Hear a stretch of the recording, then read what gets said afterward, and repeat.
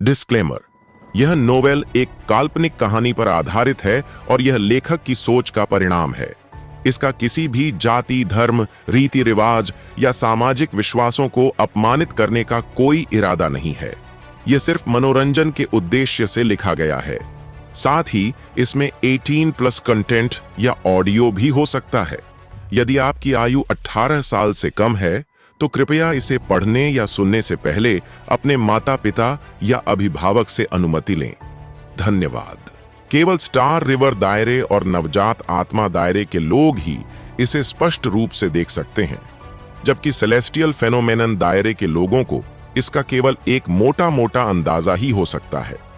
स्वर्गीय गैंग क्षेत्र में तामीर की स्पष्ट छवि दिखाई देने से पहले ही वह कार्तिक के हाथों में आ चुका था। नीम हकीम! तामीर की गर्दन को इस तरह जकड़ लिया गया था कि वह अवाक रह गया और अजीबोगरीब आवाजें निकालने लगा, मानो किसी कठोर चीज से उसका गला घोंटा जा रहा हो। एक ही चाल में प्रतिद्वंदी को हराना आसान है। एक ही चाल में प्रतिद्वंदी को हराना आसान नहीं है। केवल अत्यधिक शक्तिवान होकर ही इसे प्राप्त किया जा सकता है। अब तुम मुझे बता सकते हो कि तुम्हें मुझे मारने के लिए किसने भेजा था?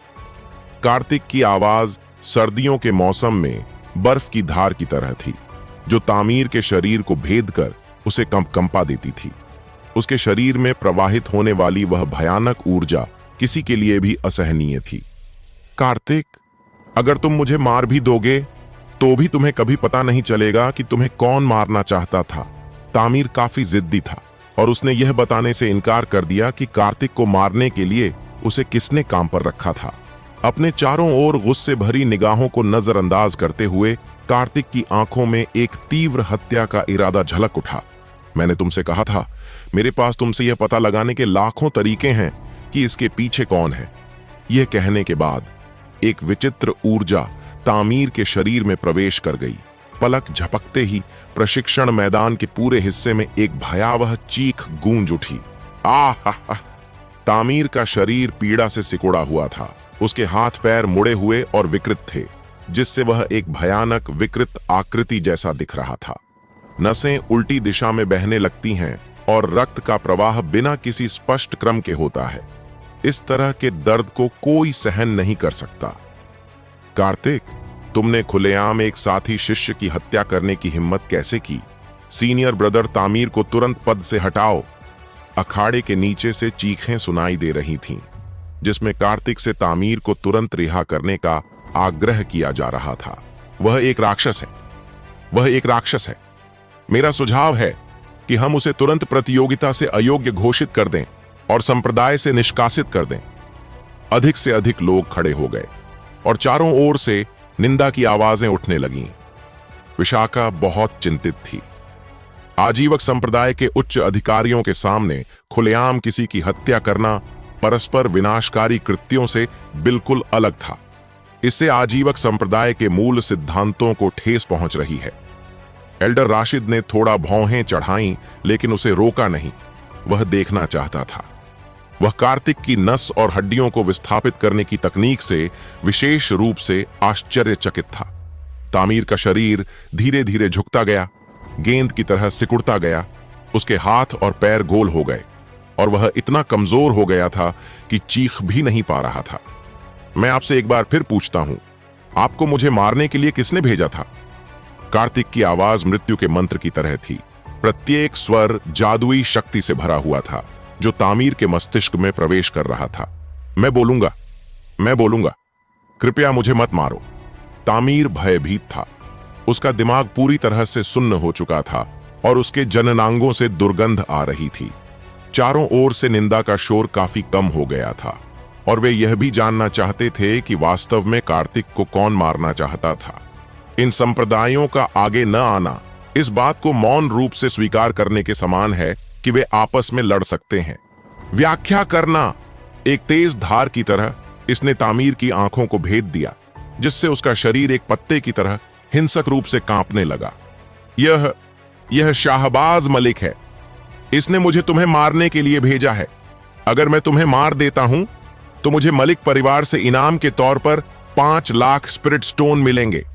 सबके सामने तामीर ने स्वीकार किया कि शाहबाज मलिक ने उसे भेजा था, कि उसने मलिक परिवार से रिश्वत ली थी और उसका उद्देश्य अखाड़े में कार्तिक को मारना था। मलिक परिवार? कार्तिक ने मन ही मन बुदबुदाया। मलिक परिवार का प्रभाव वास्तव में आजीवक संप्रदाय तक पहुंच गया है। भीड़ में तुरंत ही शाहबाज मलिक का नाम फैल गया। आखिर शाहबाज मलिक कौन है? मैं शाहबाज मलिक को जानता हूं। वह एक अत्यंत शक्तिशाली और अनुभवी शिष्य प्रतीत होता है। वह कार्तिक को मारने के लिए तामीर को क्यों भेजेगा? उनके बीच भला कोई दुश्मनी कैसे हो सकती है? ट्रूकोर रियल्म के शिखर स्तर का एक साधक अचानक खड़ा हो गया। ऐसा लगा जैसे उसने शाहबाज मलिक को पहचान लिया हो। बाहरी शिष्यों ने कार्तिक को केवल इसलिए मारना चाहा ताकि वे उसके पास मौजूद गुणों को हासिल कर सकें। एक आंतरिक शिष्य उसे क्यों मारना चाहेगा? स्नैप! जब सभी का ध्यान अभी भी शाहबाज मलिक पर केंद्रित था, तभी कार्तिक ने अचानक बल प्रयोग किया और तामीर की गर्दन तोड़ दी। सरेआम हत्या। एल्डर राशिद के सामने आजीवक संप्रदाय के एक शिष्य की खुलेआम हत्या कर देना, यह तो सरासर दबंगई है। एल्डर राशिद को रिपोर्ट करते हुए इस लड़के ने आजीवक संप्रदाय के नियमों की अवहेलना की और एक साथी शिष्य की हत्या कर दी। संप्रदाय के नियमों के अनुसार उसकी साधना को समाप्त कर दिया जाना चाहिए। पावर पीक के 5 से अधिक शिष्य खड़े हो गए और उन्होंने ऊंची आवाज में एल्डर राशिद से सवाल किए। बिल्कुल सही, इस तरह के पागल आदमी को मौके पर ही मार देना चाहिए। अधिक से अधिक लोग खड़े होकर सामूहिक रूप से कार्तिक की निंदा कर रहे हैं। अंततः मैंने शब्दों और लेखों द्वारा हमला किए जाने का असली मतलब देखा। हजारों लोग मिलकर एक व्यक्ति की निंदा कर रहे थे। क्या अद्भुत दृश्य था!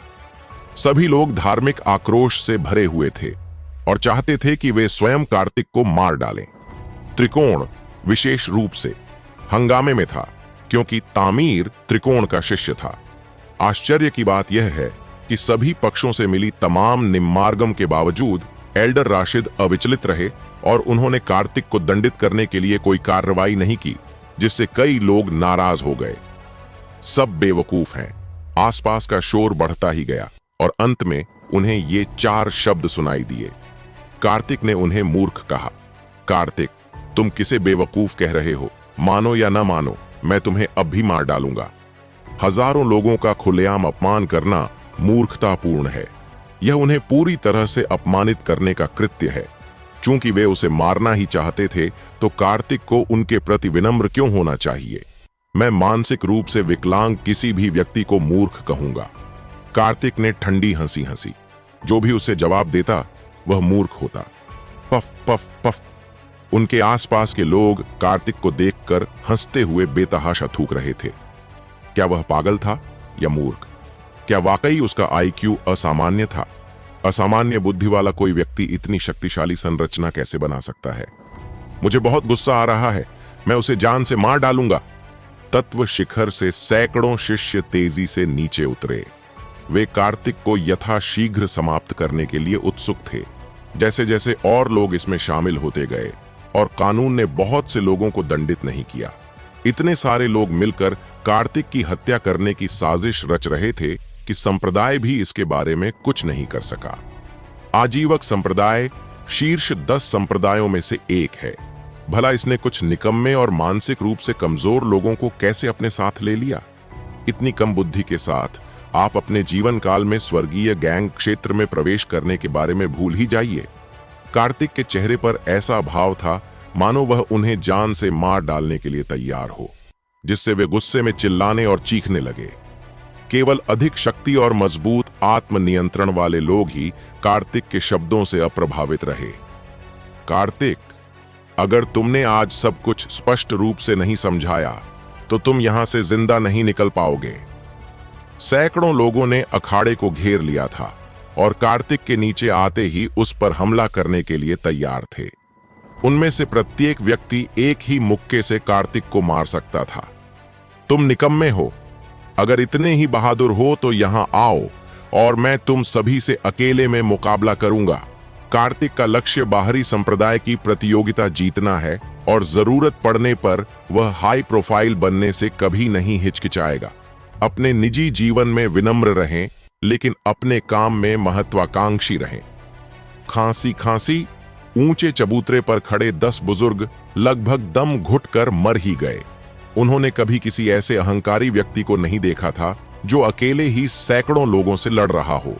विशाखा का दिल जोर से धड़क रहा था। वह कार्तिक के स्वभाव को अच्छी तरह जानती थी। उसे झुकाने से बेहतर था उसे मार डालना। इसके अतिरिक्त इस मामले में कार्तिक ने क्या गलती की है? बड़े राशिद, आपने भी देखा होगा ना, यह उसकी अपनी ही इच्छा थी। आइए मिलकर उस पर हमला करें और उसे मार डालें। 300 से अधिक लोग अखाड़े की ओर उमड़ पड़े और एक भीषण युद्ध छिड़ने ही वाला था। तुम सब इसे बंद करो। बिजली की कड़क की तरह यह आवाज भीड़ में गूंज उठी और सभी 300 लोग लड़खड़ाते हुए मंच से गिर पड़े। कार्तिक, तुमने एक साथी शिष्य की हत्या की है। यदि तुम्हारे पास कोई उचित बहाना नहीं है तो तुम्हारे साथ संप्रदाय के नियमों के अनुसार कार्रवाई की जाएगी। एल्डर राशिद ने कार्तिक को एक सार्थक नजर दी। उसने कभी किसी बाहरी शिष्य को हत्या करने के बाद इतना शांत रहते नहीं देखा था, खासकर अपने सामने।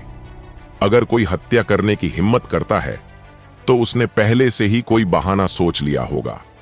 आज उसे यह जानने का अच्छा मौका मिलेगा कि उस प्रतिभाशाली व्यक्ति में ऐसी क्या खास बात है जिस पर उस युवती का दिल आ गया है।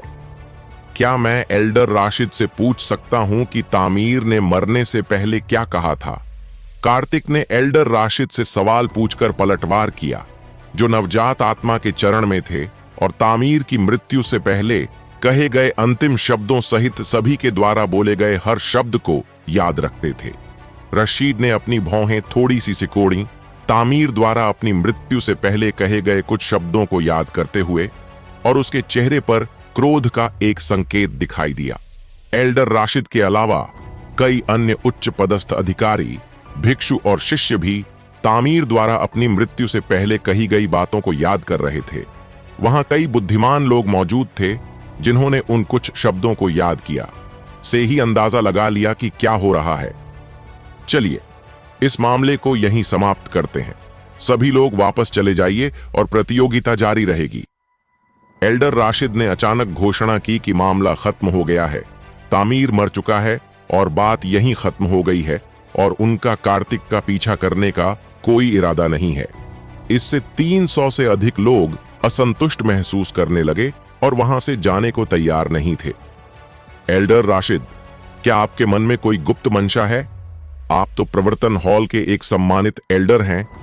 ट्रू कोर रियल्म के एक शीर्ष विशेषज्ञ ने उपहासपूर्ण आवाज निकाली, जिससे एल्डर राशिद का कोई भय नहीं दिखा। हाँ, सही है। क्या एल्डर राशिद इस बच्चे की रक्षा करने का इरादा रखते हैं? दरअसल उंगली एल्डर राशिद की ओर उठाई गई थी। कितने मूर्ख और निकम्मे लोग हो तुम। तुम्हें तो संप्रदाय से निकाल देना चाहिए। तुम्हें आजीवक संप्रदाय में रखना न केवल आध्यात्मिक ऊर्जा की बर्बादी है, बल्कि भोजन की भी बर्बादी है। एल्डर राशिद को इसके पीछे का रहस्य पहले ही पता चल चुका था, इसीलिए उन्होंने घोषणा की कि इस मामले को यहीं समाप्त कर दिया जाएगा। कार्तिक, तुम हमें कचरा कहकर अपमानित करते रहते हो। हमें कोई कारण बताओ। अगर तुम हमें मना लेते हो तो हम चले जाएंगे और तुम्हारे लिए कोई परेशानी नहीं खड़ी करेंगे। अगर नहीं तो हमें असभ्य होने के लिए दोष मत देना। स्वर्गिक क्षेत्र का एक विशेषज्ञ भीड़ से बाहर निकला। उसकी आंखों में द्वेष भरा हुआ था और उसने कार्तिक से सवाल किया, वरिष्ठ भाई कार्तिक, सुन में सही कह रहे हैं। अगर आज हमें कोई स्पष्टीकरण नहीं मिला तो हम इस लड़के को मार डालेंगे, भले ही इसका मतलब संप्रदाय से निष्कासन ही क्यों न हो। उनके पीछे खड़े सैकड़ों लोगों ने भी उन्हीं की भावनाओं का समर्थन करते हुए कार्तिक से स्पष्टीकरण की मांग की। तुम खुद को क्या समझते हो? सिर्फ इसलिए कि तुमने मुझसे पूछा है, मुझे तुम्हें बताना चाहिए। कार्तिक के सख्त रवैये ने कई लोगों को उनके प्रति सम्मान की दृष्टि में और भी अधिक आकर्षित किया। अधिकांश लोग कार्तिक के बारे में बहुत कम जानते हैं और केवल सुनी सुनाई बातों से ही जानते हैं। उन्हें आधिकारिक तौर पर कार्तिक के बारे में आज ही पता चला है। हालांकि वे दबंग स्वभाव के हैं, लेकिन वे साहस और ईमानदारी के भी धनी हैं। सुनमे की हत्या कार्तिक ने गला घोंट कर दी थी। तू सुन में इतना क्रोधित था कि वह बोल नहीं पा रहा था। वह एक प्रतिष्ठित स्वर्गीय गैंग क्षेत्र का विशेषज्ञ था और वह इस अपमान को सहन नहीं कर सका। मैंने तुम्हें मौका दिया है, अगर तुमने अब भी कार्रवाई नहीं की तो मैं चला जाऊंगा। कार्तिक के होठों पर एक व्यंग्यात्मक मुस्कान आ गई। शुरू से अंत तक उसने इन 300 से अधिक लोगों को गंभीरता से नहीं लिया। इस बारे में तो बात ही न करें कि क्या वे सचमुच कोई कदम उठाने की हिम्मत करेंगे। अगर वे हस्तक्षेप करने की कोशिश भी करते तो एल्डर राशिद उन्हें रोक देते। उसके शब्दों ने 300 से अधिक लोगों को क्रोधित कर दिया, जिन्होंने अपने दांत पीस लिए। उन्होंने कार्तिक जैसा जिद्दी और अडिग व्यक्ति पहले कभी नहीं देखा था। न तो धमकियों का और न ही दबाव का कार्तिक पर कोई असर हुआ। चाहे उकसावा हो या अपमान, कार्तिक ने सब कुछ सह लिया। मुझे समझाने दीजिए। एक दरबारी अचानक आगे आया और उसने बताया कि कार्तिक तामीर को क्यों मारना चाहता था। सबकी निगाहें उस पर टिक गईं। बेशक ऐसे मामलों पर बोलने का अधिकार एल्डर राशिद को नहीं था। यह सेवक केवल एल्डर राशिद के परेशान चेहरे को देखकर ही आगे बढ़ा था। मैदान में मौजूद सभी 300 लोगों की निगाहें पादरी बटलर पर टिक गई थीं। वातावरण में एक भारी तनाव था। बटलर ने बिना किसी लाग लपेट के सीधे मुद्दे की बात की। मामला बहुत सीधा है। तामीर ने मलिक परिवार के साथ साजिश रचकर हमारे आजीवक संप्रदाय के शिष्यों को खत्म करना चाहा। मलिक परिवार को हमारे आंतरिक मामलों में दखल देने का कोई हक नहीं है। उस तुच्छ परिवार की इतनी हिम्मत कैसे हुई कि वे हमारे संप्रदाय के बीच आएं? वहां मौजूद हर शख्स को तामीर के आखिरी शब्द याद थे। उसने मरते समय कबूल किया था कि शाहबाज ने उसे कार्तिक को मारने भेजा था और इसके बदले मलिक परिवार उसे 5 लाख स्प्रिट स्टोन देने वाला था। यह रकम किसी को भी लालच में डालने के लिए काफी थी। भीड़ में कई लोगों ने सहमति में सिर हिलाया। अब उन्हें समझ आ रहा था कि कार्तिक ने तामीर की हत्या करने जैसा दुस्साहस क्यों किया। संप्रदाय के भीतर का विवाद घर का मामला होता है, लेकिन जब बाहर का कोई छोटा परिवार किसी शिष्य के सिर पर इनाम रखता है तो यह पूरे आजीवक संप्रदाय के सम्मान पर तमाचा होता है। अचानक सबकी आंखों से पर्दा हट गया। उन्हें एहसास हुआ कि कार्तिक ने चाहे जो भी किया हो, उसका फैसला संप्रदाय करता, लेकिन मलिक परिवार ने हस्तक्षेप कर संप्रदाय की प्रतिष्ठा को मिट्टी में मिला दिया था।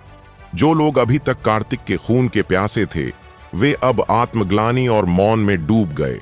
वे कार्तिक को मारने के जुनून में इतने अंधे हो गए थे कि तामीर के खुलासे को अनसुना कर दिया। एल्डर राशिद की दूरदर्शिता अब सबको समझ आ रही थी। अगर वे भीड़ के दबाव में आकर कार्तिक को सजा दे देते तो वे अनजाने में मलिक परिवार के हाथों की कठपुतली बन जाते। यही कारण था कि एल्डर राशिद इतने क्रोधित थे। यह मलिक परिवार की एक बेहद शातिर चाल थी। तामीर चाहे कार्तिक को मार पाता या नहीं, मलिक परिवार का तो फायदा ही था। अगर तामीर सफल होता तो कांटा निकल जाता। अगर तामीर मारा जाता तो वे संप्रदाय के नियमों का इस्तेमाल कर कार्तिक को फांसी तक पहुंचा देते। कार्तिक ने तामीर से सच उगलवाकर इस पूरे जाल को छिन्न भिन्न कर दिया था। तुम सब वापस जाओ और खुद को मूर्ख बनाना बंद करो। तत्व शिखर के गुरु की गरजती आवाज ने उन 300 लोगों के होश ठिकाने लगा दिए। वे निराश होकर पीछे हट गए। उनमें से कई लोगों की आंखों में अब कार्तिक के लिए नफरत की जगह शर्मिंदगी और अपराध बोध था।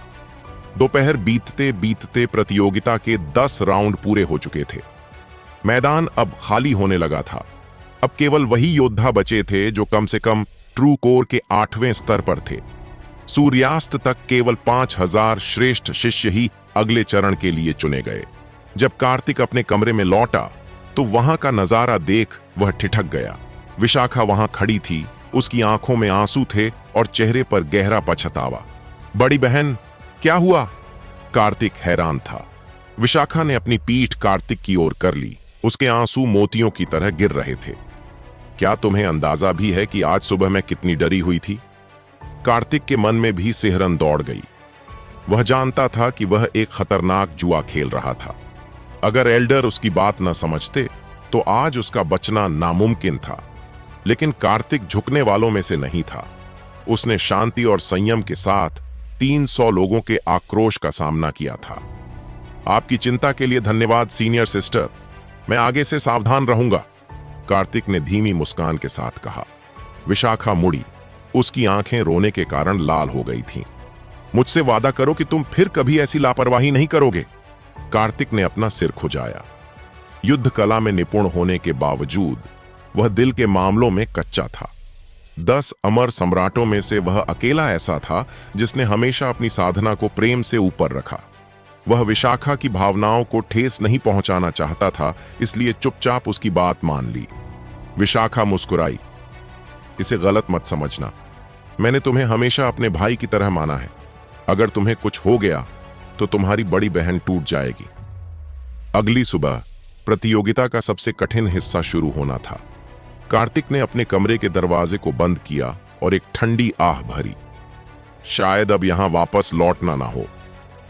जैसे ही वे मैदान में पहुंचे, वहां पहले से ही भारी भीड़ थी। आज का दिन असली हुनर दिखाने का था। कार्तिक जब अपने क्षेत्र में पहुंचा तो कुछ युवकों ने उसे घेर लिया। क्या बात है? कार्तिक ने ठंडे स्वर में पूछा। सीनियर ब्रदर खालिद तुम्हें बुला रहे हैं, हमारे साथ चलो, एक युवक ने कहा। उसकी आंखों में कार्तिक के प्रति खौफ साफ दिख रहा था। कार्तिक ने साफ मना कर दिया, मैं नहीं जा रहा। उसे पता था कि खालिद ही वह व्यक्ति है जिसने विकुल के अपहरण की साजिश रची थी। तुम्हारी हिम्मत कैसे हुई? युवक भड़क गया। खालिद इस शिखर के सबसे शक्तिशाली शिष्य हैं। अगर उन्हें मिलना है तो वे खुद यहां आए, कार्तिक ने बेरुखी से जवाब दिया और आगे बढ़ गया। जब यह संदेश खालिद तक पहुंचा तो वहां खड़े चमचों ने आग में घी डालने का काम किया। सीनियर, यह लड़का बहुत अहंकारी हो गया है, इसे सबक सिखाना ही होगा। लेकिन खालिद ने धैर्य नहीं खोया। वह मुस्कुराया और खुद कार्तिक की ओर चल दिया। उसके पीछे शिष्यों का एक बड़ा समूह था। छोटे भाई कार्तिक, क्या हमारे बीच कोई गलतफहमी है? खालिद ने बड़े ही सौम्य तरीके से हाथ जोड़कर पूछा। आसपास के लोग हैरान थे कि क्या खालिद जैसा योद्धा कार्तिक से डर रहा है। कार्तिक ने उसकी आंखों में झांकते हुए एक ऐसा सवाल किया जिसने खालिद के चेहरे की मुस्कान छीन ली। क्या मैं तुम्हें जानता हूं? यह सीधा अपमान था। कार्तिक ने यह जता दिया था कि खालिद की शोहरत उसकी नजरों में कुछ भी नहीं है। पूरे मैदान में सन्नाटा छा गया। आसपास के लोग भली भांति समझ रहे थे कि कार्तिक जानबूझकर खालिद को नीचा दिखाने की कोशिश कर रहा है, लेकिन खालिद बेहद शातिर था। उसने क्रोधित होने के बजाय चेहरे पर मुस्कान बनाए रखी। चूंकि तुम मुझे नहीं जानते छोटे भाई, तो मैं अपना परिचय दे देता हूं। मेरा नाम खालिद है, मैं आकाश शिखर का शिष्य हूं। चलो इस मुलाकात को दोस्ती में बदलते हैं। खालिद ने हाथ आगे बढ़ाया। कार्तिक ने उसे गौर से देखा और मन ही मन सोचा, यह आदमी वाकई एक दुर्जेय प्रतिद्वंद्वी है जो अपनी भावनाओं को इतनी सफाई से छिपा लेता है। कार्तिक ने खालिद को उकसाने के लिए जानबूझकर अनजान बनने का नाटक किया था, क्योंकि वह विकुल के अपहरण का बदला लेना चाहता था। सीनियर ब्रदर खालिद के तो पहले ही बहुत सारे मित्र हैं, कार्तिक ने व्यंग्य के साथ कहा। मैं तो अभी अभी भर्ती हुआ एक साधारण शिष्य हूं, मैं आपकी संगति के योग्य कहां? कार्तिक के लहजे में न तो डर था और न ही चापलूसी। खालिद के पीछे खड्डी चेले अब और बर्दाश्त नहीं कर पा रहे थे। उन्होंने कार्तिक की ओर इशारा करते हुए कहा, कार्तिक, अपनी किस्मत को ज्यादा मत आजमाओ। बद्दे भाई खुद झुककर हाथ बढ़ा रहे हैं, यह तुम्हारा सम्मान है, अपनी हद में रहो। कार्तिक ने अचानक डरने का नाटक किया और मुस्कुराते हुए बोला, ओह, तो क्या मुझे इस बात पर खुश नहीं होना चाहिए? अगर मैंने सीनियर ब्रदर खालिद को नाराज किया हो तो कृपया मुझे क्षमा करें। इतना कहकर उसने हाथ जोड़ दिए और खालिद को नजरअंदाज कर दिया। खालिद की मुस्कान अब भी कायम थी, हालांकि वह समझ गया था कि कार्तिक उसका मजाक उड़ा रहा है। उसने अपने शिष्यों को शांत रहने का इशारा किया। कार्तिक ने सीधे मुद्दे पर बात की, चूंकि आप खुद यहां आए हैं तो जरूर कुछ कहना चाहते होंगे। हम सब समझदार लोग हैं, इधर उधर की बातें छोड़िए और सीधे अपनी बात कहिए। खालिद ने अपना इरादा जाहिर किया। मेरा मतलब बहुत सीधा है, हम दोनों आकाश शिखर के शिष्य हैं। अगर तुम अन्य शिखरों के प्रतिद्वंद्वियों को रोकने और मुझे चैंपियनशिप जीतने में मदद करो तो मैं वादा करता हूं कि तुम्हारे साथ कभी अन्याय नहीं होगा। कार्तिक अचानक ठहाका मारकर हंस पड़ा। और अगर मैं खुद चैंपियनशिप जीतना चाहूं तो क्या आप मुझे दूसरों को रोकने में मदद करेंगे? अगर बात बन जाए तो मैं आपके साथ अच्छा व्यवहार करूंगा। पूरे मैदान में सन्नाटा छा गया और फिर हंसी का फव्वारा फूट पड़ा। सबको लगा कि कार्तिक पागल हो गया है। अपनी औकात देखो, अगर तुम शीर्ष 100 में भी आ गए तो मैं तुम्हारे सामने घुटने टेक दूंगा, एक शिष्य ने ताना मारा। खालिद का चेहरा अब उदास और गहरा गया था। वह कार्तिक का इस्तेमाल कर अपना रास्ता साफ करना चाहता था, लेकिन कार्तिक ने उसके प्रस्ताव को उसके मुंह पर दे मारा था। मैं समझ गया छोटे भाई, अपना ख्याल रखना, खालिद ने ठंडे स्वर में कहा और अपने साथियों के साथ वहां से चला गया। अचानक कार्तिक ने खुद को अकेला पाया। उसके आसपास एक खाली घेरा बन गया था। उसे फर्क नहीं पड़ा, बल्कि उसे इस शांति में अच्छा महसूस हुआ। तभी 10 एल्डर मंच पर पहुंचे और प्रतियोगिता का अगला दौर शुरू हुआ। अब 5000 योद्धा बचे थे। कार्तिक ने लॉटरी निकाली, नंबर 99। वह किसी सारस की तरह खूबसूरती से उड़ाते हुए मंच पर पहुंचा। उसकी इस गति को देखकर पीतल शिखर के शिष्यों ने तालियां बजाईं। कार्तिक की लोकप्रियता अब खालिद को टक्कर दे रही थी। जैसे ही उसके पैर अखाद्य की जमीन पर पड़े, सामने से एक महिला शिष्या आई। वह पीतल शिखर की शिष्य थी और ट्रू कोर के 9वें स्तर पर थी। उसने हाथ जोड़कर प्रणाम किया और कहा, मैं अपने बद्ध भाई कार्तिक का मुकाबला नहीं कर सकती। अपनी ऊर्जा बर्बाद करने के बजाय मैं हार स्वीकार करती हूं। वह कार्तिक का सम्मान करती थी और तामीर वाला हश्र देख चुकी थी। कार्तिक ने विनम्रता से धन्यवाद दिया और वापस अपनी जगह पर आकर साधना में लीन हो गया। वह आदिम तारा मुट्ठी का अभ्यास कर रहा था। आसमान से सूक्ष्म तारकीय ऊर्जा उसके शरीर में उतरने लगी। 2 घंटे बाद मैदान में हलचल मची। देखो, टेरेस पीक की लूना अखाद्य में उतरी है। कार्तिक ने आंखें खोली। लूना मध्यम कद की, थोड़े मोटे शरीर और छोटे बालों वाली एक साधारण दिखने वाली लड़की थी। लेकिन जब कार्तिक ने अपनी भूत नेत्र तकनीक का इस्तेमाल किया तो वह दंग रह गया। लूना के चारों ओर एक मिट्टी पीली आभा थी। उसने धरती के तत्व पर महारत हासिल कर ली थी। उसने बस अपने पैर से जमीन पर प्रहार किया और उसका प्रतिद्वंद्वी डर के मारे अखाद्य छोड़ कर भाग गया। अगले दौर में अब केवल 2400 शिष्य बचे थे। थकान और खून की गंध हवा में तैर रही थी। कार्तिक ने फिर से पर्ची निकाली, नंबर 2488। इस बार उसने 7 स्टार्स की चाल चली और पलक झपकते ही अखाद्य में पहुंच गया। उसके सामने नीले वस्त्रों में एक युवक खड़ा था। यह शक्ति शिखर का शिष्य था और वही शख्स था जिसने कल कार्तिक को सजा दिलवाने के लिए सबसे ज्यादा शोर मचाया था।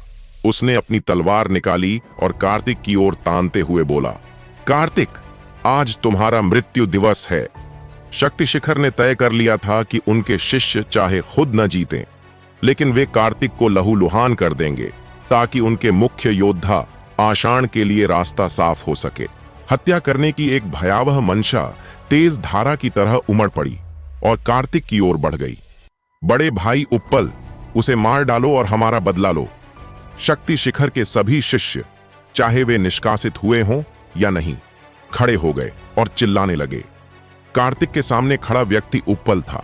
वह बहुत बलवान था, ट्रू कोर क्षेत्र का शिखर साधक। यह सचमुच समझ से परे था कि उसे इतने घमंडी शब्द बोलने की हिम्मत कहां से मिली। अखाड़े में हत्या की एक भयावह मंशा किसी तेज लहर की तरह उमड़ी और कार्तिक की ओर बढ़ गई। शक्ति शिखर के सभी शिष्य, चाहे वे हार चुके थे या नहीं, अपनी जगहों पर खड़े होकर चिल्लाने लगे, सीनियर ब्रदर उप्पल, इसे खत्म कर दो, हमारा बदला लो। कार्तिक के सामने उप्पल खड़ा था। वह ट्रू कोर क्षेत्र का एक शिखर साधक था और अपनी शक्ति के घमंड में चूर था। वह यह भूल गया था कि कार्तिक ने अभी कुछ देर पहले ही तामीर जैसे योद्धा को एक झटके में ढेर किया था। कार्तिक ने मंच पर मौजूद एल्डर राशिद की ओर देखा और ठंडे स्वर में पूछा, एल्डर, क्या इस प्रतियोगिता में जीवन मरण के समझौते पर हस्ताक्षर करना मुमकिन है? पिछले दौर में कई लोग आपसी चोटों से मरे, लेकिन मैं चाहता हूं कि यहां जो भी हो वह स्पष्ट हो। कार्तिक का इरादा साफ था। वह हत्या का जवाब हत्या से देना चाहता था। एल्डर राशिद ने बिना किसी भाव के उत्तर दिया, अगर दोनों पक्ष सहमत हैं तो हमें कोई आपत्ति नहीं। संप्रदाय के भीतर बढ़ती आपसी नफरत से एल्डर भी दुखी थे। कार्तिक उप्पल की ओर मुड़ा और बोला, तो तय रहा, हम दोनों में से केवल एक ही जीवित बचेगा। उप्पल के चेहरे पर घबराहट की एक लकीर दौड़ गई।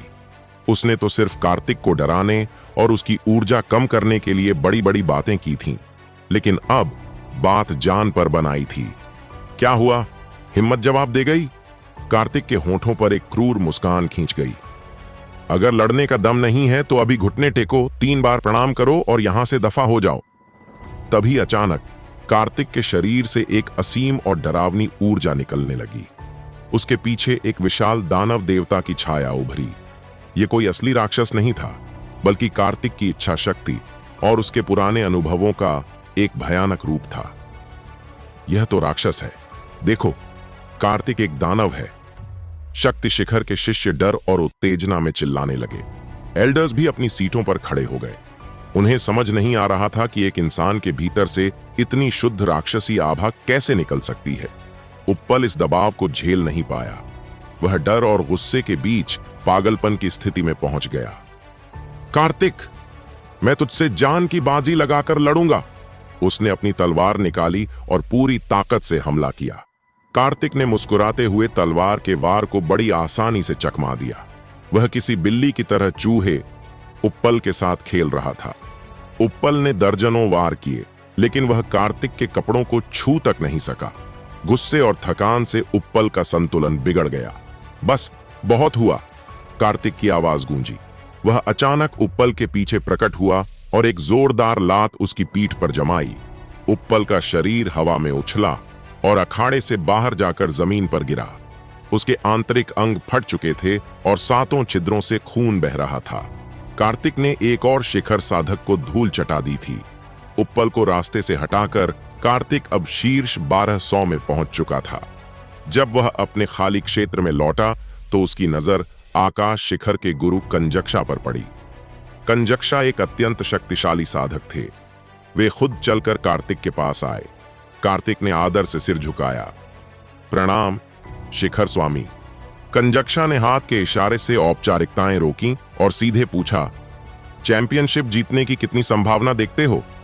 कार्तिक थोड़ा चौंका, फिर संयम से बोला, 30%। असल में उसे यकीन था कि उसकी संभावना 70% से ज्यादा है, लेकिन उसने खुद को कम आंकना बेहतर समझा।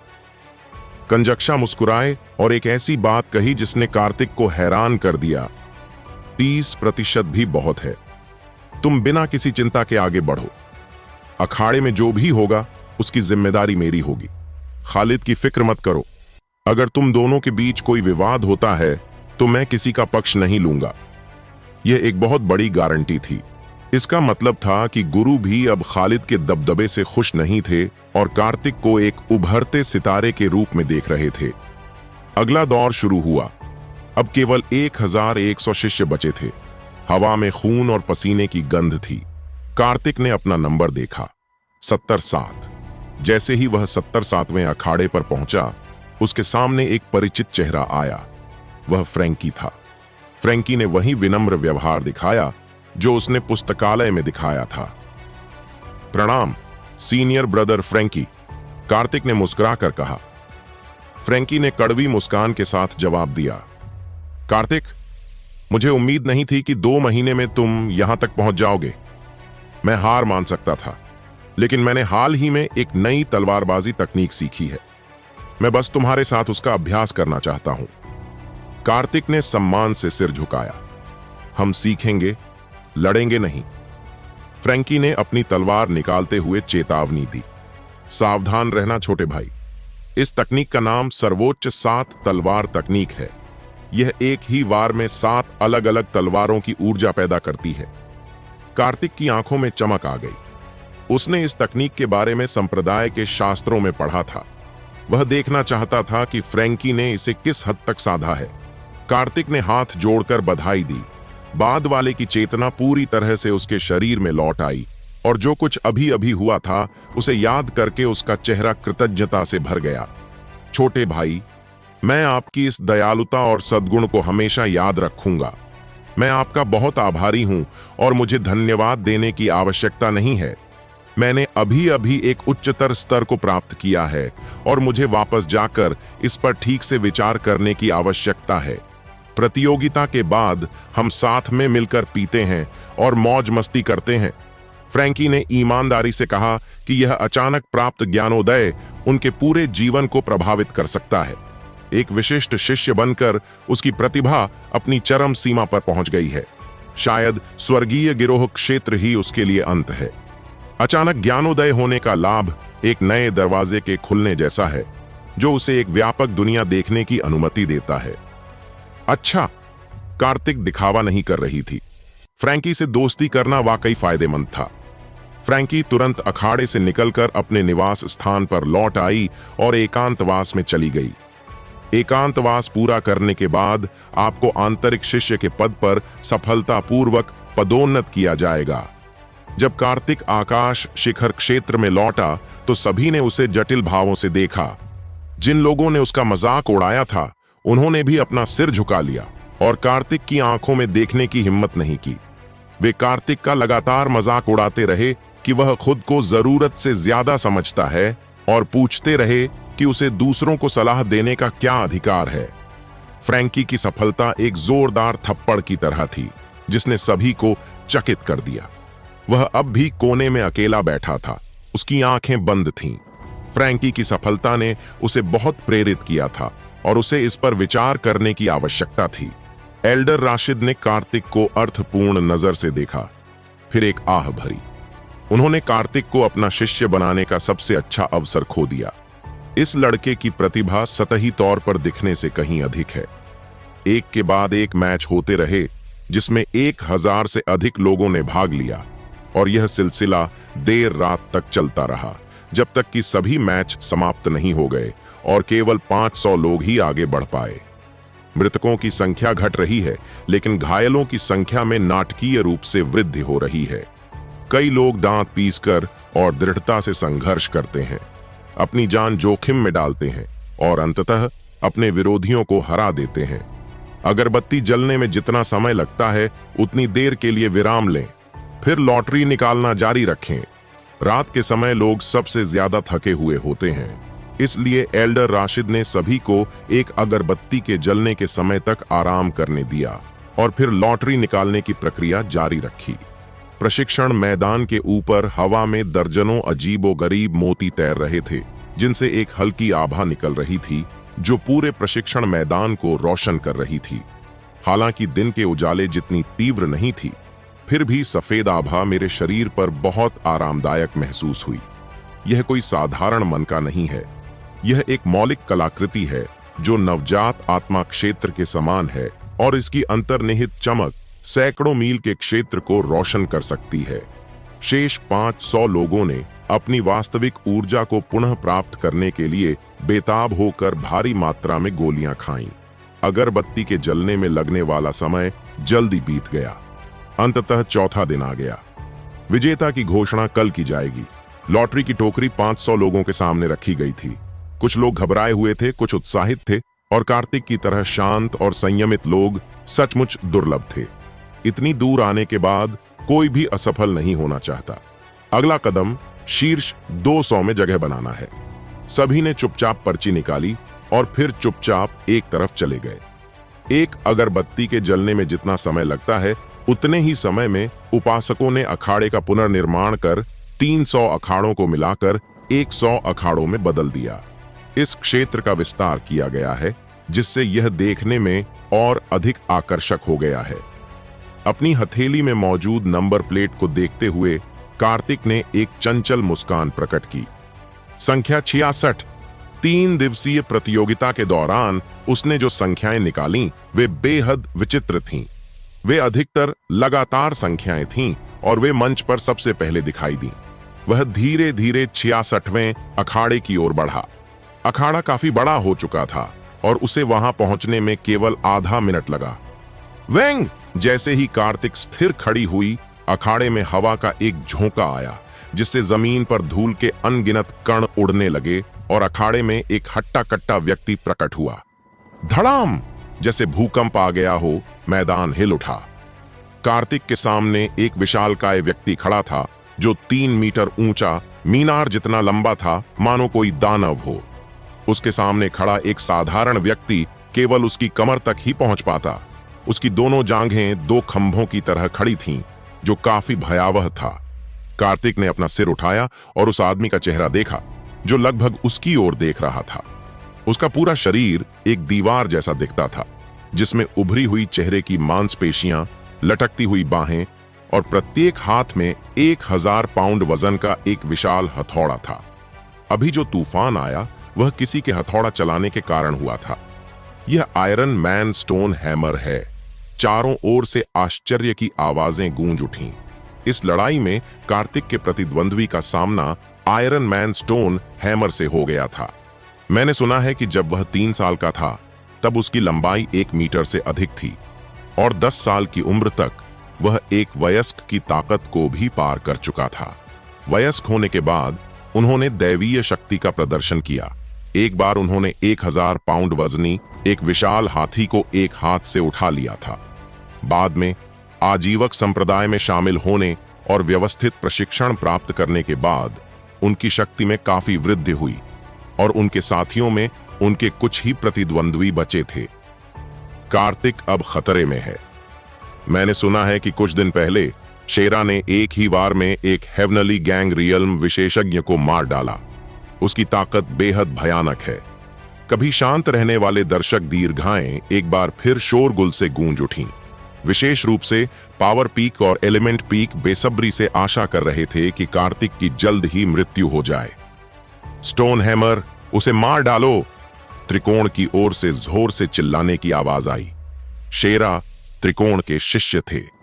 प्रमुख विद्वानों में एक आम सहमति बनी, जो शिष्य शीर्ष 10 में जगह नहीं बना पाए उन्हें अन्य विशेषज्ञों को रोकने के लिए अपनी पूरी ताकत लगा देनी चाहिए।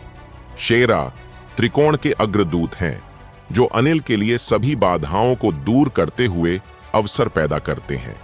भले ही यह प्रतिद्वंद्वी को मार न सके, लेकिन पत्थर के हथौड़े की शक्तिशाली ताकत प्रतिद्वंद्वी की वास्तविक ऊर्जा को समाप्त करने के लिए पर्याप्त है। यह स्थिति एलिमेंट पीक के लिए बेहद लाभकारी है। एक भयावह हत्या की मंशा ने एक बवंडर का रूप ले लिया, जो कार्तिक के चारों ओर घूम गया, जिससे हर तरफ धूल उड़ने लगी। कार्तिक की आंखों में गंभीरता का भाव झलक रहा था। इस तरह के शक्तिशाली प्रतिद्वंद्वी से निपटना बेहद मुश्किल था।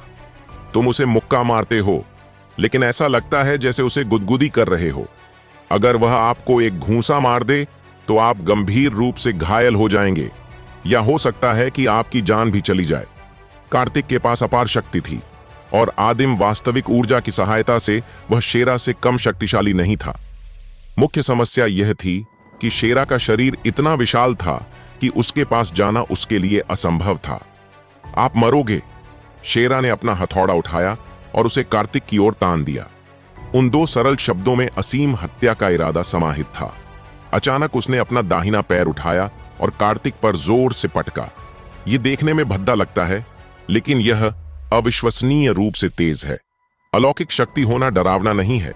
सबसे भयावह बात यह है कि उसने अपनी तकनीकों और आंतरिक ऊर्जा का उपयोग करके अपनी दैवीय शक्ति को अनंत गुना बढ़ा दिया। ऐसा प्रतिद्वंद्वी ही सबसे डरावना होता है। शेरा द्वारा अभ्यास की जाने वाली साधना तकनीक उसके शरीर के साथ अत्यधिक अनुकूल थी, जिससे उसके भीतर की शक्ति पूरी तरह से उजागर हो जाती थी। एक ही झटके में मैदान पर एक विशाल गड्ढा बन गया और 1 मीटर से अधिक लंबा नीला पत्थर अनगिनत टुकड़ों में बिखर गया। यह तो बहुत ही पुख्ता सबूत है। यह कार्तिक के अनुमान से 10 गुना अधिक शक्तिशाली था। ऐसे प्रतिद्वंद्वियों के साथ वे आसानी से शीर्ष 10 में जगह बना सकते हैं।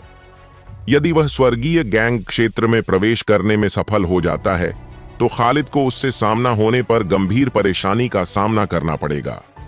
शरीर जितना बड़ा होगा, साधना के स्तर को पार करने की संभावना उतनी ही कम होगी।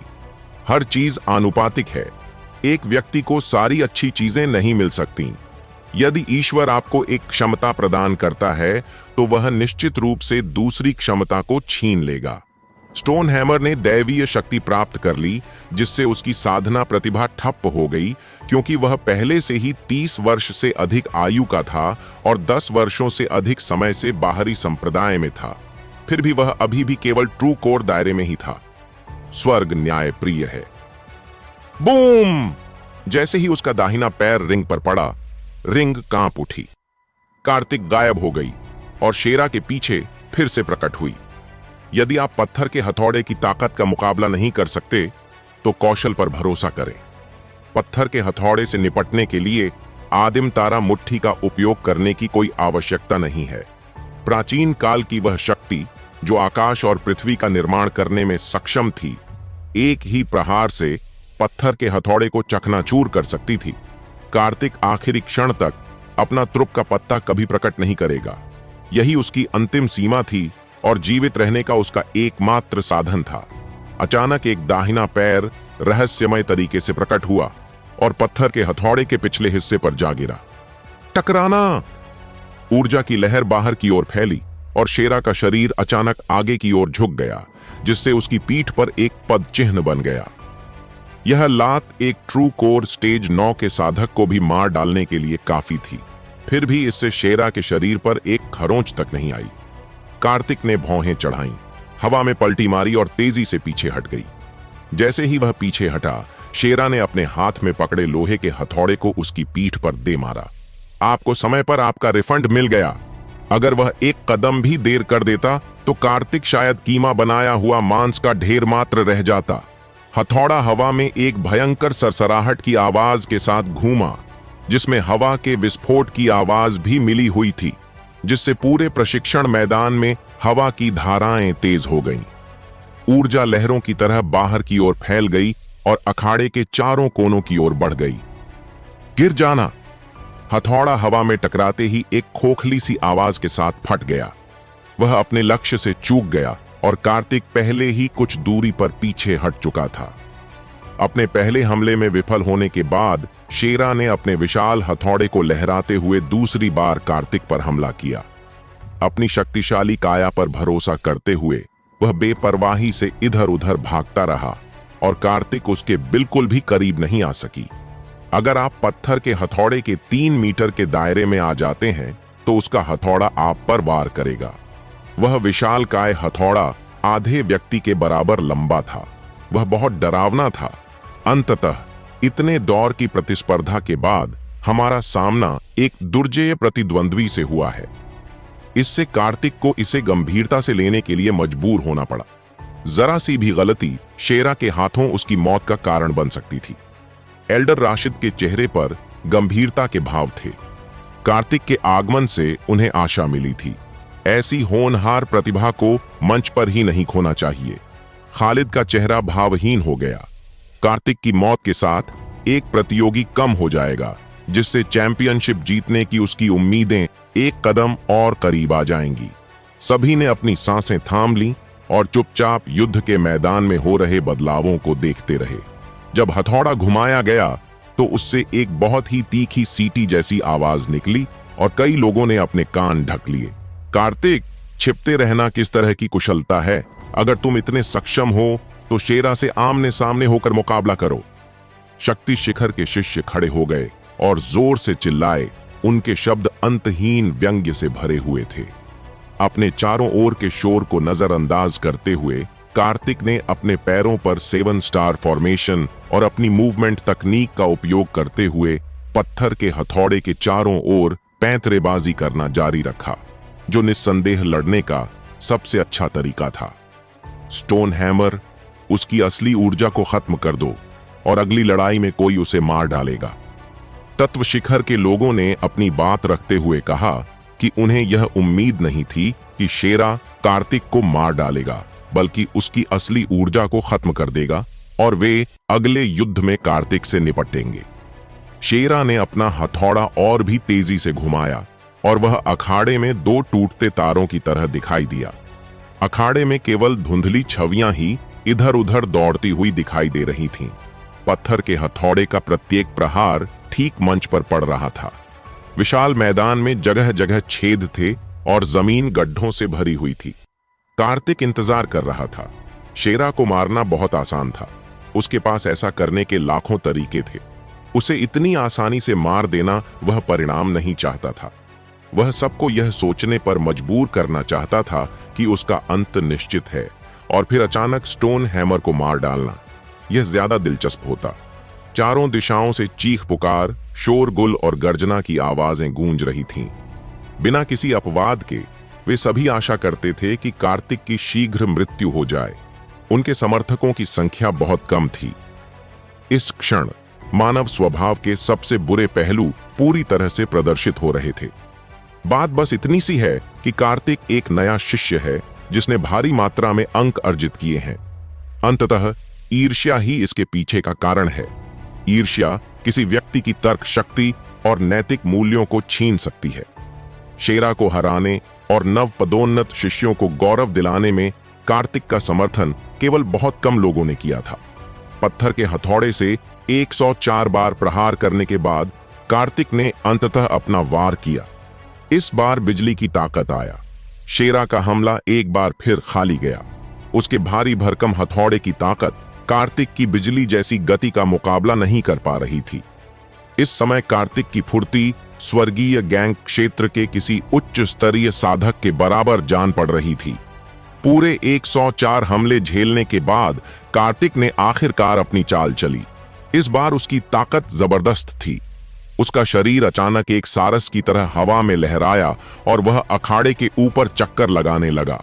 कार्तिक की आवाज में मानो कोई जादुई सम्मोहन था जो पूरे प्रशिक्षण मैदान में गूंज उठा।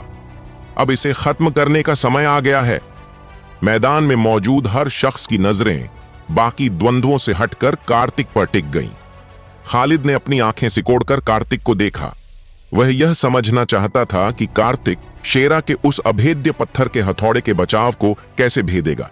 हवा में उछलने के बाद कार्तिक ने अविश्वसनीय रूप से अपना संतुलन बदला। सिर नीचे और पैर ऊपर। यह देखकर भीड़ में खलबली मच गई। खुला मैदान स्टोन हैमर यानी शेरा के लिए एक आसान शिकार था। अगर वह सही से हमला करता तो कार्तिक के बचने की कोई गुंजाइश नहीं थी। यह क्या कर रहा है? अगर इसे आत्महत्या ही करनी थी तो कोई और तरीका चुन लेता। भीड़ में से कोई चिल्लाया। लोग आक्रोश में थे, लेकिन कुछ अनुभवी योद्धा अपनी पलकें झपकाना भी भूल गए थे। उन्हें अंदेशा था कि कुछ बड़ा होने वाला है।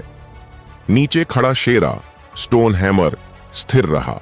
फिर अचानक उसने अपना विशाल सिर उठाया और अपने दोनों हथौड़ों को एक सुरक्षात्मक ढाल की तरह अपने सिर के ऊपर जोड़ लिया।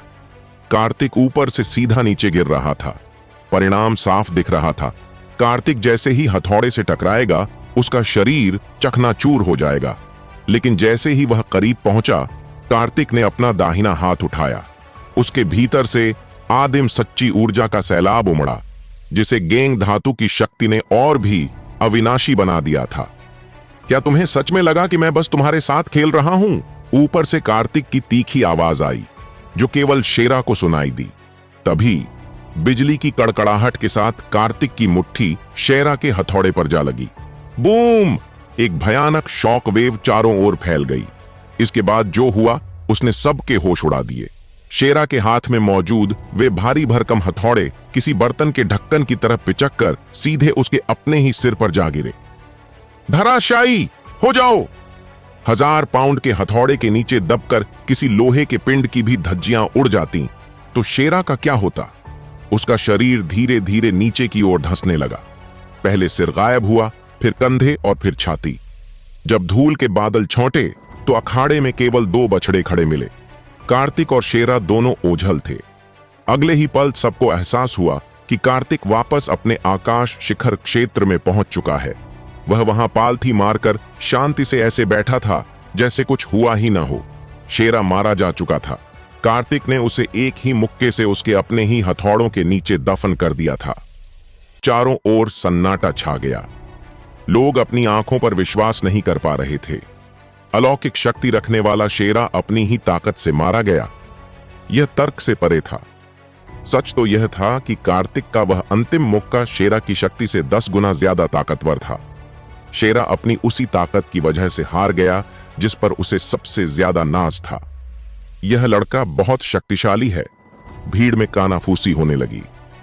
उसने स्टोन हैमर को एक मुक्के में खत्म कर दिया। वह निश्चित रूप से शीर्ष 10 में जगह बनाएगा।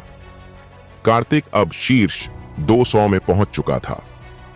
एक और जीत और वह शीर्ष 100 में होता। अखाड़े में अब सन्नाटा था। लोग अभी भी उस मुक्के का विश्लेषण कर रहे थे जिसमें धातु, लकड़ी, बर्फ और यहां तक कि दानव लोक के रहस्यमयी नियम भी समाहित थे। एल्डर त्यानक सिंह भी हैरान थे कि एक दुबला पतला लड़का इतनी प्रचंड ऊर्जा को कैसे संभाल रहा है। कंजक्षा ने जब कार्तिक की ओर देखा तो उसकी आंखों में उम्मीद और अचंभा दोनों थे। क्या कार्तिक आजीवक संप्रदाय के 10,000 साल के इतिहास को तोड़कर शीर्ष 10 में पहुंचने वाला पहला नया शिष्य बनेगा? लड़ाई जारी रही। कार्तिक के इस आक्रामक प्रदर्शन ने दूसरों को भी उकसा दिया था। खालिद ने भी अपने अगले मुकाबले में अपने प्रतिद्वंद्वी की गर्दन बेरहमी से तोड़ दी। हर कोई अपनी श्रेष्ठता साबित करने के लिए निर्मम हो गया था। दोपहर होते होते केवल 200 से कम योद्धा बचे थे। उन सबके सामने अब एक आखिरी लॉटरी बॉक्स रखा गया। कार्तिक ने अपना नंबर देखा 55। उसे संदेह था कि बड़े खिलाड़ियों जैसे खालिद और लूना को बचाने के लिए लॉटरी में कुछ हेरफेर की गई है ताकि वे अंत में भिड़ें, लेकिन उसने परवाह नहीं की। उसका लक्ष्य स्पष्ट था, पहला स्थान और संप्रदाय के संसाधन। उसके लिए यह संप्रदाय महज एक पड़ाव था। यहां उसकी एकमात्र भावना नेहा से जुड़ी थी, जिसे उसने 3 महीने से देखा तक नहीं था। जैसे ही कार्तिक रिंग नंबर 55 में दाखिल हुआ, उसका प्रतिद्वंद्वी पहले से वहां मौजूद था। यह सुनमे था। पुरानी दुश्मनी फिर से सामने थी। सुनमे ने जब कार्तिक को देखा तो उसके चेहरे पर एक क्रूर मुस्कान तैर गई। सुनमे स्वर्गीय गैंग क्षेत्र के पहले स्तर पर था और अब तक की लड़ाइयों में उसने अपनी 10% ऊर्जा भी खर्च नहीं की थी। वही सुनमे जिसने कभी 300 लोगों के साथ मिलकर कार्तिक को घेरने की कोशिश की थी और बदले में कार्तिक से थप्पड़ खाया था। कार्तिक, ऊपर वाले ने सुन ली। तुम आखिरकार मेरे हत्थे चढ़ ही गए, सुनमे ने हिंसक लहजे में कहा। कार्तिक शांत था। उसने बस 3 शब्द कहे, मौत के की लड़ाई। सुनमे की आंखों में खून उतर आया। उसने भी जवाब दिया, मौत तक की लड़ाई। अखाड़े में एक खौफनाक सन्नाटा छा गया। अब कोई उपहास नहीं कर रहा था, क्योंकि सब जानते थे कि अब जो होगा वह विध्वंसक होगा। बलवानों का सम्मान करना मानव स्वभाव है। जब कार्तिक धीरे धीरे इस मुकाम तक पहुंचा तो जिन लोगों ने पहले उसका मजाक उड़ाया था, अब उनके पास शब्द नहीं बचे थे। कार्तिक के सामने वे किसी तुच्छ चींटी से ज्यादा कुछ नहीं थे। उनकी गहरी ईर्ष्या अब डर में बदल चुकी थी, क्योंकि उन्होंने ईर्ष्या करने का अधिकार भी खो दिया था। अखाड़े में सुनमे की निर्दयी तलवार कार्तिक की ओर तनी हुई थी। बाहरी लोगों की नजर में सुनमे एक उस्ताद था, लेकिन कार्तिक की नजरों में वह महज एक कचरा था। अगर कोई कचरा उसके सामने अपने दांत दिखाने की जरूरत करे तो उसे बस एक थप्पड़ से कुचल देना चाहिए। पिछले 4 दिनों में कार्तिक ने कई ऐसी मक्खियों को रास्ते से हटाया था और अब उसके आसपास की उपहास भरी आवाजें शांत हो चुकी थीं। स्टोन हैमर यानी शेरा की मौत ने अपना काम कर दिया था। दहशत फैल चुकी थी और अब कार्तिक एक बार फिर सबसे क्रूर तरीके से जीत हासिल करने वाला था। कार्तिक, अपने सारे अंक मुझे सौंप दो तो शायद मैं तुम्हें थोड़ा और आराम से मरने देने पर विचार करूं। सुनमे की लालच का कोई अंत नहीं था। वह इस वक्त भी कार्तिक के संचित अंकों के बारे में सोच रहा था। कार्तिक ने कोई उपहास नहीं किया, बल्कि शांति से उत्तर दिया, मुझे मार डालो और सारे अंक तुम्हारे हो जाएंगे। वह जानता था कि मरते हुए व्यक्ति पर गुस्सा करना ऊर्जा बर्बाद करना है। क्या तुम्हें लगता है कि तुम सिर्फ इसलिए सबको नीचा दिखा सकते हो क्योंकि तुमने एक ट्रू कोर दायरे के साधक को मार दिया? आज मैं तुम्हें दिखाऊंगा कि ट्रू कोर और हेवनली गैंग दायरे के बीच कितनी गहरी खाई है। सुनमे ने अपनी तलवार को एक जोरदार झटका दिया। तलवार की एक बर्फीली और तेज आभा सीधे कार्तिक के चेहरे की ओर लपकी। वह एक बेहतरीन जादुई कलाकृति थी, लेकिन कार्तिक की नजरों में वह आदमी और उसकी तलवार दोनों ही बेकार थे। दोनों के चारों ओर ऊर्जा के भंवर बनने लगे। पावर पीक और तत्व पीक के शिष्यों की सांसें थमी हुई थीं। एल्डर राशिद की तलवार जैसी भौहें थोड़ी तनी। यह लड़ाई उनके लिए भी महत्वपूर्ण थी। संप्रदाय की वह रहस्यमयी युवती कार्तिक को वापस लाई थी, इसलिए उसकी सुरक्षा का भार परोक्ष रूप से उन पर भी था। सुनमे ने तलवार से एक और प्रहार किया। नीले पत्थरों को चीरती हुई तलवार की ऊर्जा बिजली की गति से कार्तिक की ओर बढ़ी। सुनमे जानता था कि कार्तिक शक्तिशाली है, इसलिए वह कोई जोखिम नहीं लेना चाहता था। उसे लगा कि कार्तिक को मारकर वह रातों रात हीरो बन जाएगा और उसके 40 शून्य अंक उसे आंतरिक संप्रदाय में एक राजा जैसी स्थिति दिला देंगे। कार्तिक, मर जाओ! सुनमे की आवाज पूरे मैदान में गूंजी। उसी समय खालिद ने अपने प्रतिद्वंद्वी को बिना मेहनत किए हरा दिया था और अब उसकी निगाहें भी रिंग नंबर 55 पर टिकी थीं। लूना भी अपनी जीत के बाद वहीं जमी थी। वे सब कार्तिक की हार या उसकी असली ताकत को देखने का इंतजार कर रहे थे। तलवार की ऊर्जा कार्तिक के गले के पास पहुंच चुकी थी, लेकिन कार्तिक अपनी जगह पर पत्थर की मूर्ति की तरह स्थिर खड़ा रहा। उसे देखकर ऐसा लगा मानो वह भूल गया हो कि वह किसी युद्ध के मैदान में है। सुनमे मुस्कुराया। उसे लगा कि कार्तिक हेवनली गैंग की शक्ति देखकर जम गया है। 40 शून्य अंक अब मेरे हैं। उसने मन ही मन जीत का जश्न मना लिया। तत्व छोटी के शिष्यों में बेचैनी बढ़ने लगी। क्या कार्तिक ने हार मान ली थी? जब तलवार की धार कार्तिक की गर्दन से महज आधा फुट दूर थी, तभी अचानक कार्तिक का दाहिना हाथ एक परछाई की तरह हिला। एक ठंडी रोशनी चमकी और पल भर में अखाड़े की सारी ऊर्जा गायब हो गई। मैदान पर एक विचित्र दृश्य था। सुनमे की लंबी तलवार कार्तिक की गर्दन से सिर्फ 1 इंच की दूरी पर रुक गई थी। सुनमे का शरीर पत्थर का हो चुका था। वह एक कदम भी आगे नहीं बढ़ पा रहा था। भीड़ हैरान थी। सुनमे उसे मार क्यों नहीं रहा? इतना बड़ा मौका क्यों छोड़ दिया? वहां मौजूद अधिकांश बाहरी शिष्य उस ठंडी रोशनी को देख ही नहीं पाए थे। अचानक एक गंभीर आवाज गूंजी, जो किसी ऊंचे शिखर के स्वामी की थी। सुनमे मर चुका है। पूरे मैदान में सन्नाटा छा गया। स्टार रिवर दायरे के बुजुर्गों ने इसे साफ देखा था। वह ठंडी रोशनी कार्तिक की तलवार से निकली थी। उसने इतनी बिजली जैसी फुर्ती से तलवार निकाली और वापस म्यान में रख दी कि आम आंखों के लिए उसे देख पाना असंभव था। असंभव! यह कोई जादूगरी है। एक स्वर्गीय गैंग साधक एक ही वार में कैसे मर सकता है? लोगों के लिए यह सच्चाई स्वीकार करना नामुमकिन था। कार्तिक ने कोई सफाई नहीं दी। वह शांति से अखाड़े से नीचे उतर गया। वह शीर्ष 100 में पहुंचने वाला पहला खिलाड़ी बना। तभी टिक टॉक की आवाज आई। सुनमे की गर्दन से खून की धार फूट पड़ी और वह धड़ाम से नीचे गिर पड़ा। उसका गला पूरी तरह कट चुका था। पूरे मैदान में खौफ और अचरज की लहर दौड़ गई। कार्तिक ने साबित कर दिया था कि वह शीर्ष 10 का हकदार है। लोग अब चर्चा करने लगे थे कि क्या कार्तिक अपनी असली साधना छिपा रहा है। खालिद जैसा योद्धा भी अब कार्तिक को एक बड़ी बाधा के रूप में देखने लगा था। सूर्यास्त होते होते प्रतियोगिता का यह दौर समाप्त हुआ। 20 शून्य से शुरू हुई भीड़ अब मात्र 70 योद्धाओं पर सिमट गई थी। एल्डर राशिद ने घोषणा की, आधे घंटे का विश्राम, फिर अंतिम दौर शुरू होगा। विश्राम के दौरान कार्तिक पालथी मारकर बैठ गया। वह अपनी आदिम तारा मुट्ठी की शक्ति को निखार रहा था। उसे उस क्लींजिंग पल्स पिल की सख्त जरूरत थी। आधे घंटे बाद 70 योद्धा फिर से खड़े हुए। लॉटरी की टोकरी फिर आई। कार्तिक कतार में सबसे अंत में था। जब उसने आखिरी बची हुई पर्ची उठाई तो उस पर लिखा था नंबर 1। कार्तिक शांति से अखाड़ा नंबर 1 की ओर बढ़ा। जैसे ही उसने कदम रखा, उसके ठीक पीछे एक और परछाई उतरी। हत्या का इरादा हवा में तैरने लगा। कार्तिक के सामने हिमेश खड़ा था। उसकी आंखों में प्रतिशोध की आग थी। कार्तिक, तुम पिछली बार प्रशिक्षण कक्ष से भाग निकले थे, हिमेश ने एक खौफनाक मुस्कान के साथ कहा। लेकिन आज तुम्हारा मृत्यु दिवस है। पिछली बार ट्रेनिंग रूम में जो हंगामा हुआ था, उसकी आग अभी शांत नहीं हुई थी। उज्ज्वल को खत्म करने और हिमेश को पीछे हटने पर मजबूर करने के बाद कार्तिक ने उसे जीवन दान दिया था। लेकिन कार्तिक के जाने के बाद हिमेश ने उसी काले प्रशिक्षण कक्ष में अपनी साधना जारी रखी और स्वर्गीय गैंग क्षेत्र के दूसरे स्तर पर पहुंच गया। अब अपार शक्ति और प्रतिशोध की ज्वाला लेकर वह कार्तिक के सामने खड़ा था। वह काला प्रशिक्षण कक्ष, जो वर्षों से कुछ चुनिंदा लोगों की जागीर था, उस पर कार्तिक ने 12 दिनों तक कब्जा किया था। इसी अपमान की वजह से हिमेश को खालिद की डांट भी सुननी पड़ी थी, जिससे उसके मन में कार्तिक के प्रति नफरत का जहर और गहरा हो गया।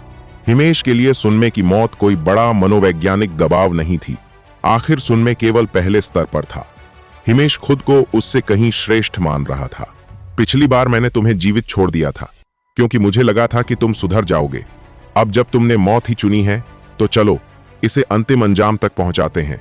कार्तिक की आवाज में एक बर्फीली ठंडक थी। हिमेश, आशान और खालिद, इन तीनों को मिटाकर ही कार्तिक का क्रोध शांत होने वाला था। ठीक है, चलो मौत तक लड़ते हैं। हिमेश ने बिना झिझके चुनौती स्वीकार की। वह नफरत में इतना अंधा था कि उसे किसी की सलाह सुनाई नहीं दे रही थी। उसके लिए शीर्ष 30 में पहुंचकर 5 शून्य अंक हासिल करना और अपनी धक जमाना ही एकमात्र लक्ष्य था। आगे बढ़ो। कार्तिक अखाड़े के बीचों बीच निहत्था खड़ा हो गया। उसके होंठों पर एक रहस्यमयी मुस्कान थी। अपने हथियार निकालो, मैं निहत्थों पर वार नहीं करता। हिमेश ने अपनी लंबी तलवार कार्तिक की ओर तानते हुए गर्जना की। वह दरअसल यह देखना चाहता था कि कार्तिक किस शस्त्र का प्रयोग करता है। तुम्हारे पास इतनी योग्यता नहीं कि मुझे हथियार उठाने पर मजबूर कर सको, कार्तिक ने ठंडी हंसी के साथ जवाब दिया। उसके लिए हिमेश का दूसरा स्तर महज एक मुक्के का काम था। कितना घमंडी! मैं तुम्हें तुम्हारी इस गुस्ताखी का स्वाद चखाऊंगा।